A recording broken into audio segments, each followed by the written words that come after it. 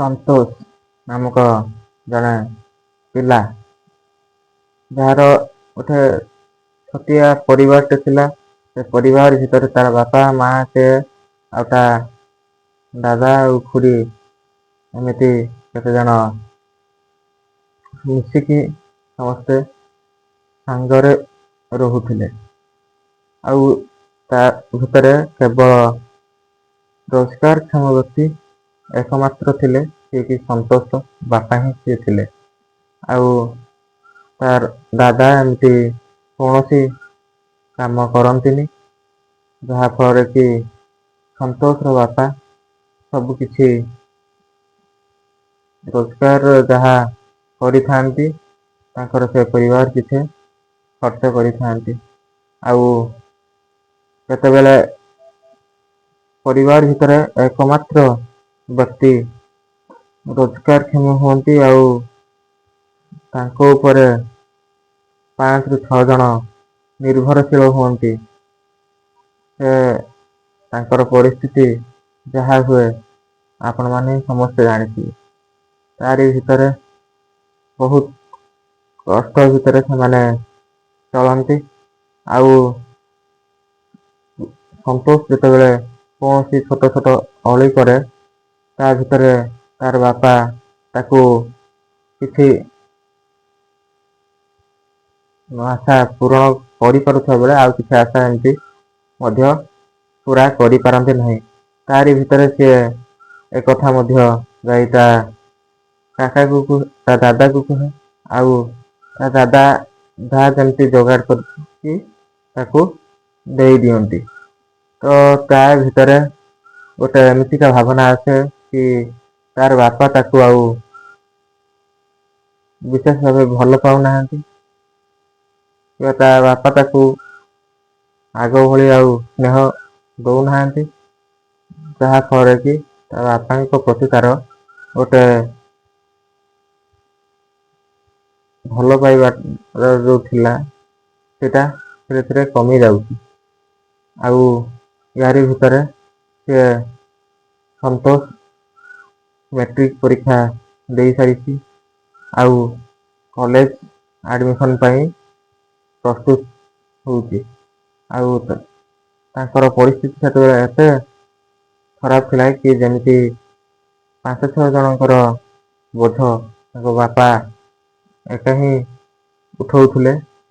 ତାରି ଭିତରେ ସିଏ ତାଙ୍କର ପୁରୁଣା ସ୍ପୋଟର ଟିଭିଟିଏ ଆଉ ତାଙ୍କ ମାଙ୍କର କିଛି ସୁନା ଅଳଙ୍କାର ମିଶେଇକି ବନ୍ଧା ରଖିକି ସନ୍ତୋଷ କଲେଜରେ ଆଡମିସନ ହୁଅନ୍ତି କରେଇ ଦିଅନ୍ତି।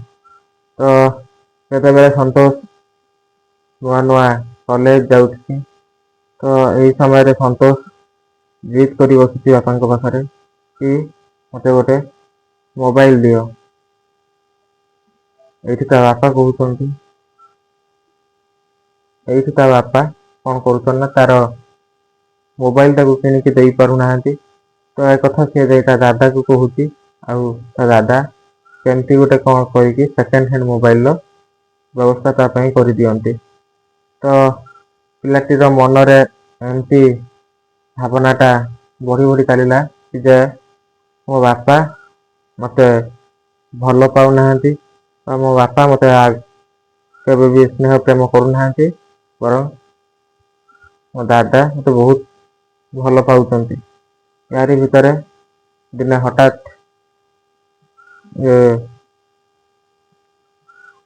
କଣ ହୁଏ ନା ସନ୍ତୋଷର ବାପାଙ୍କର ହାର୍ଟ ଆଟାକରେ ମୃତ୍ୟୁ ହେଇଯାଏ। ତ ଏଇଠି ପରିବାରର ରୋଜଗାରର କ୍ଷମ ବ୍ୟକ୍ତି ଯେତେବେଳେ ଚାଲି ଯାଉଛନ୍ତି ପୁରା ପରିବାରଟି ଅନାଥ ହେଇଯାଉଛି। ତ ୟାରି ଭିତରେ କଣ ହଉଛି ନା ସନ୍ତୋଷର ଦାଦା ଆଉ ଖୁଡି ସିଏ ତାଙ୍କର ସେ ପରିବାରଠୁ ଅଲଗା ହେଇକି ସେ ଯାଇ ଅଲଗା ରହୁଛନ୍ତି। ତ ଏଇଠି ଧୀରେ ଧୀରେ ସନ୍ତୋଷ ବୁଝିପାରୁଛି କି ଯେତେବେଳେ ଗୋଟେ ପରିବାରର ରୋଜଗାର କ୍ଷମ ବ୍ୟକ୍ତି ଆଜି ପରିବାର ଯେତେବେଳେ ମୁରବି ଶୂନ୍ୟ ହେଇଯାଉଛି ତ ଚଳିବାଟା କେତେ ଭୟଙ୍କର ହଉଛି। ତ କହିବାର କଥା ଏଇଆ କି ଏଠି ସନ୍ତୋଷ ଭଳି ଅନେକ ପିଲା ପ୍ରତ୍ୟେକ ପରିବାରରେ ନିଶ୍ଚିତ ଥିବେ କି ସେମାନେ ବୁଝିପାରନ୍ତିନି କି ଭଲ ପାଉଥିବା ଲୋକଟା ଆମ ପାଇଁ କେତେ ଯେ କଷ୍ଟ କରୁଛି। ଆମ ଚଳିବା ପାଇଁ ସେ ଲୋକଟା କେତେ ଯେ କଣ କରୁଛି ସେଇଟା ଆମ ମାନଙ୍କୁ ଦେଖାଯାଉନି। ବାସ୍ ଆମର ଛୋଟ ଛୋଟ ଆଶା ଯେତେବେଳେ ପୂରଣ ନ ହଉଛି ଆମେ ହଠାତ୍ ରାଗି ଯାଉଛନ୍ତି, ତ ଆମେ ହଠାତ୍ ମାନେ ଉତ୍ତେଜିତ ହେଇଯାଉଛନ୍ତି କି ଆମର ସେ ଜିନିଷଟା ନିହାତି ଦରକାର, ଯାହା ଫଳରେ ଆମେ ମଧ୍ୟ ଅନେକ ବଡ଼ ବଡ଼ ଏମିତିକା ନିଷ୍ପତ୍ତି ନିଅନ୍ତି ଯାହା ଫଳରେ ଆମର ବହୁତ ବଡ଼ ବଡ଼ କ୍ଷତି ହେଇଥାଏ। ତ ଏଠି ଆମକୁ ନିହାତି ବୁଝିବାକୁ ପଡ଼ିବ କି ଯେତେବେଳେ ବାପା ଆମର ରୋଜଗାର କରିକି ଆମକୁ ଛୋଟରୁ ବଡ଼ କରୁଛନ୍ତି ନା, ସେ ଆମ ପାଇଁ କେତେ ଯେ କଷ୍ଟ କରୁଛନ୍ତି, କେତେ ପରିଶ୍ରମ କରିକି ଆମକୁ ବଡ଼ କରୁଛନ୍ତି। କି ଆଉ ସେ ପରିଶ୍ରମ ପଛରେ ଯୋଉ ଭଲ ପାଇବାଟା ଲୁଚିକି ରହିଛି ନା, ସେଇଟା କେବେ ଆମକୁ ଦେଖାଯାଏନି। କି ଯିଏ ଆମକୁ ଏତେ ଗେହ୍ଲାରେ ବଢେଇକି ରଖିଛି, ସେ କେବେ ବି ଆମର ଖରାପ ବା ମଙ୍ଗଳ ଚାହିଁବନି। ବୁଝିବା ଲୋକ ଠିକ ବୁଝିବେ।